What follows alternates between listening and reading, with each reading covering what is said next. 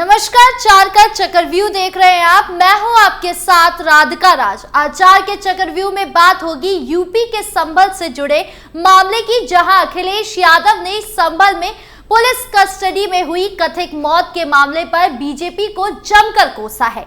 साथ ही बात होगी वक्फ बोर्ड की, जहां सीएम योगी ने वक्फ बोर्ड पर विवादित बयान दिया था, जिस पर अब एआईएम प्रवक्ता असीम वकार ने हमला किया है। फिर बात होगी धीरेन्द्र शास्त्री की, जहां बागेश्वर बाबा हिंदू राष्ट्र बनाने की तैयारी कर रहे हैं। और आखिर में बात होगी अजय राय की, जहां उन्होंने यूपी के उप मुख्यमंत्री केशव प्रसाद मौर्य की दिमागी हालत पर टिप्पणी की है। तो चलिए शुरू करते हैं चार का चक्रव्यूह। पहली खबर संभल से जुड़ी है, जहां संभल जिले के नखासा थाना क्षेत्र के राया सत्ती पुलिस चौकी में कथित तौर पर हिरासत के लिए गए एक व्यक्ति की मौत हो गई। परिजनों ने आरोप लगाया कि थाना क्षेत्र के खग्गूसराय निवासी इरफान की मौत पुलिस हिरासत में हुई है और पुलिस ने उसे दवा नहीं लेने दी। पुलिस ने शव को पोस्टमार्टम के लिए भेज दिया था। पुलिस ने कहा कि पोस्टमार्टम रिपोर्ट आने के बाद मौत का कारण स्पष्ट होगा। अब इस पर समाजवादी पार्टी के राष्ट्रीय अध्यक्ष अखिलेश यादव ने प्रतिक्रिया दी है। उन्होंने कहा कि भाजपा सरकार के तहत उत्तर प्रदेश के अंदर हिरासत में मौत का सिलसिला थम नहीं रहा है। हालिया मामले में संभल में पूछताछ के नाम पर घर से ले गए व्यक्ति की हिरासत में मौत होने से जनाक्रोश भड़क उठा है।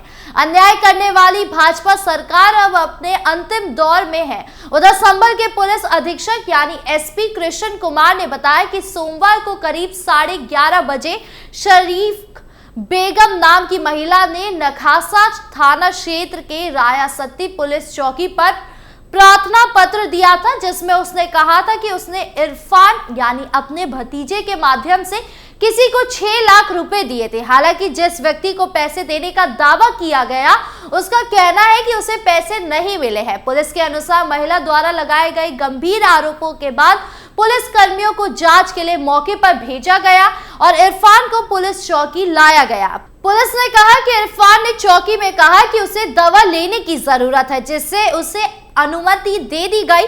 पुलिस ने कहा कि इसके बाद उसने सीने में दर्द की शिकायत की तो उसके बेटे के साथ पुलिस चौकी से अस्पताल ले जाया गया, जहां उसकी मौत संभवतः हृदय घात से हुई होगी। एसपी ने कहा कि पुलिस द्वारा दवा न लेने की देने का आरोप पूरी तरह से निराधार है। तो वहीं मृतक की पत्नी रेशमा ने कहा कि 5 पुलिसकर्मी उसके पति को गिरफ्तार करके ले गए थे। उसने कहा कि उसके पति बीमार है और मुरादाबाद में उनकी नाक की हड्डी का ऑपरेशन हुआ है। पत्नी ने कहा कि पुलिस ने उन्हें दवा भी नहीं लेने दिया और गिरफ्तार कर लिया। अब संभल का मामला क्या रुख लेता है, ये देखने वाली बात होगी। बढ़ते अगली खबर की ओर, जो वक्फ बोर्ड से जुड़ी है। दरअसल यूपी के सीएम योगी आदित्यनाथ के वक्फ बोर्ड को लेकर दिए गए बयान के बाद अब बवाल मचा हुआ है। अब इसको लेकर एआईएम प्रवक्ता असीम वकार ने जमकर हमला बोला है। उन्होंने कहा कि वक्फ बोर्ड की जमीन को हड़पने और उस पर कब्जा करने के लिए बोर्ड को बदनाम किया जा रहा है। बोर्ड के खिलाफ साजिश की जा रही है। एआईएम नेता ने योगी सरकार में मंत्री ओम प्रकाश राजभर से इस्तीफा मांग लिया है। इसके साथ ही असीम वकार ने सिया सुन्नी वक्फ बोर्ड के अधिकारियों का पासपोर्ट जब्त कर जांच कराने की मांग की है। उन्होंने तंज कसते हुए कहा कि कोई अधिकारी घोटाला करके हिंदुस्तान छोड़कर भागने की तैयारी में तो नहीं है। असीम वकार ने कहा कि सीएम योगी ने अपने अधीन आने वाले वक्फ बोर्ड को भूमाफिया बोर्ड कह दिया है। अगर वक्फ बोर्ड भूमाफिया बोर्ड है तो उसके अधिकारी भी भूमाफिया होंगे। तो अब तक कितने भूमाफिया अधिकारियों पर कार्यवाही की गई, इसका सीएम योगी को जवाब देना चाहिए। एआईएम प्रवक्ता ने मंत्री ओपी राजभर से पूछा कि क्या उनका वक्फ बोर्ड भूमाफिया बोर्ड, इसे स्पष्ट करे। ओम प्रकाश राजभर को अपने पद से इस्तीफा दे देना चाहिए। उन्हें पद पर बने रहने का कोई अधिकार नहीं है। असीम वकार ने कहा कि आज जेपीसी की बैठक होने जा रही है।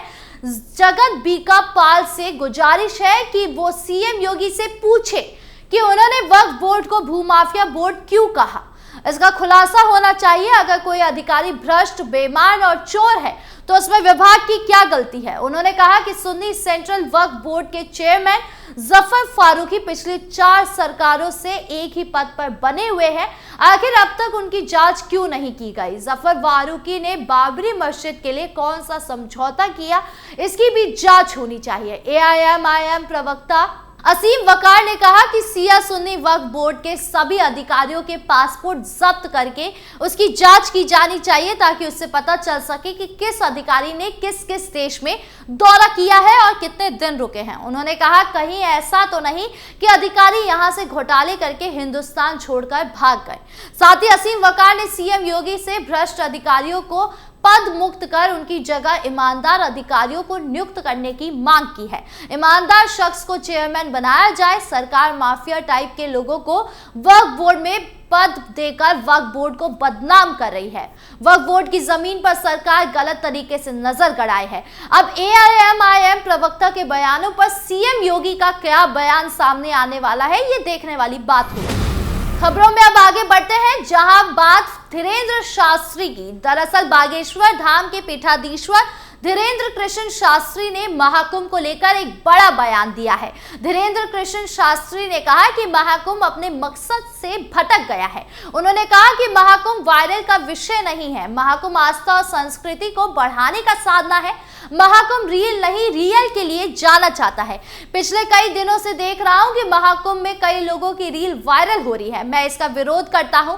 महाकुंभ में विचार विमर्श होना चाहिए। धीरेन्द्र कृष्ण शास्त्री ने कहा कि महाकुंभ में इस बात पर चर्चा होनी चाहिए कि सनातन को कैसे बचाना है, हिंदुत्व कैसे आगे बढ़ेगा, भारत हिंदू राष्ट्र कैसे बनेगा, ऐसे लोग जो हिंदू नहीं है उसको घर वापस कैसी कराई जाए। महाकुंभ इन सब चर्चाओं के लिए होनी चाहिए। हिंदुओं की घर वापसी कैसी कराई जाए। धीरेन्द्र कृष्ण शास्त्री ने कहा कि मौजूदा वक्त में विदेशी ताकतों के द्वारा भारत में धर्मांतरण को बढ़ावा दिया जा रहा है। देश के छत्तीसगढ़, मध्य प्रदेश, केरल, तेलंगाना, ओडिशा, असम जैसे प्रदेशों में प्रलोभन देकर हिंदुओं का धर्मांतरण कराया गया। धीरेन्द्र शास्त्री ने आगे कहा कि एक समुदाय है जिसे हम प्रकृति मित्र कहते हैं। इस समुदाय को केवल चुनाव के वक्त याद किया जाता है। ये समुदाय शहरी शोर शराबे से दूर निवास करता है। उन्होंने अपनी संस्कृति को सहेज कर रखा है। भगवान राम जब वन गए तो उनकी मदद इसी समुदाय ने की थी। लोग इसी समुदाय को आदिवासी कहते हैं, लेकिन मैं कहना चाहता हूं कि यह अनादिवासी समुदाय है। ईसाई मिशनरिया की कुछ ताकतें इस समुदाय का धर्मांतरण करा रही है। धीरेन्द्र कृष्ण शास्त्री ने कहा कि यदि भारत को यदि हिंदू राष्ट्र बनाना है तो सबसे पहले हमें हिंदुओं का धर्मांतरण रोकना ही होगा। इस संबंध में हमने एक नया प्रण लिया है। हिंदुत्व के रक्षा के लिए जिलों, गांव और कॉलोनियों में हनुमान चालीसा बागेश्वर मंडल का गठन किया जाएगा। भविष्य में यदि सड़क पर उतरने की जरूरत पड़ी तो हनुमान चालीसा बागेश्वर मंडल के श्रद्धालु, सदस्यों और सेवादार एक साथ सेना के रूप में सड़क पर उतरने के लिए तैयार हैं। इसमें प्रमुख भूमिका आदिवासी समाज की होगी। अब बाबा धीरेन्द्र शास्त्री के बयान के बाद अब धर्मांतरण रुकेगा या नहीं, ये देखने वाली बात होगी। खबरों के अंत में अब बात अजय राय की। महाकुंभ आयोजन के दौरान 19 जनवरी को मेला क्षेत्र में लगे आग के बाद अब विपक्ष सरकार पूरी तरह से हमलावर है। मीडिया से बातचीत के दौरान कांग्रेस प्रदेश अध्यक्ष अजय राय ने प्रदेश सरकार पर जमकर हमला बोला। कुंभ अग्निकांड को लेकर अजय राय ने कहा कि केवल इवेंट बनाना, आंकड़े जारी करना मार्केटिंग है, ये लोग व्यस्त हैं।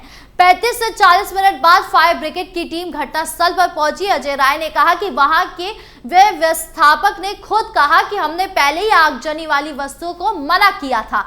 इससे समझा जा सकता है कि वहां कितनी खराब व्यवस्था रही होगी। ये जांच का विषय है, सरकार को इस पर कड़ी कार्रवाई करनी चाहिए। उन्होंने कहा कि कुंभ जैसे आयोजन में गीता की पुस्तक जलना दुर्भाग्यपूर्ण है। भले 8 करोड़ नहीं 10 करोड़ 15 करोड़ का आंकड़ा जारी कर दे। उन्होंने कहा सिर्फ आंकड़ा जारी करने से नहीं होगा, आप व्यवस्था क्या दे रहे हैं ये महत्वपूर्ण है। हजारों वर्षों से हो रहे इस पवित्र आयोजन को इवेंट बना दिया है। हम फरवरी में जरूर जाएंगे। हमारे पिताजी, नाना नानी, पूर्वज महाकुंभ जाते हैं, किसी के कहने से नहीं, हम पहले भी महाकुंभ जाते रहे। इसके अलावा मिल्कीपुर उपचुनाव को लेकर भी स्पष्ट किया कि हमने शुरू से ही तय किया था कि उपचुनाव हम नहीं लड़ेंगे। यूपी कांग्रेस चीफ ने कहा कि मिल्कीपुर उपचुनाव में हमारा पूरा समर्थन इंडिया गठबंधन को रहेगा।